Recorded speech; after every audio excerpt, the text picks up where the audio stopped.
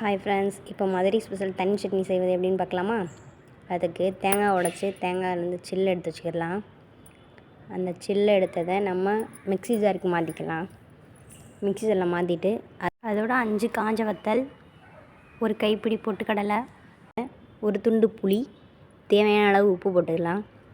போட்டுட்டு மிக்சியில் நல்லா மை போல் அரைச்சி எடுத்துக்கலாம். அடுப்பை பற்ற வச்சு வானல் எடுத்து வச்சு அதில் கொஞ்சோண்டு எண்ணெய் ஊற்றிக்கலாம். எண்ணெய் காஞ்சதும் கடுகு உளுந்து போட்டுக்கலாம். கடுகு உளுந்து பொரிஞ்சதும் கருவேப்பிலை போட்டுக்கலாம்.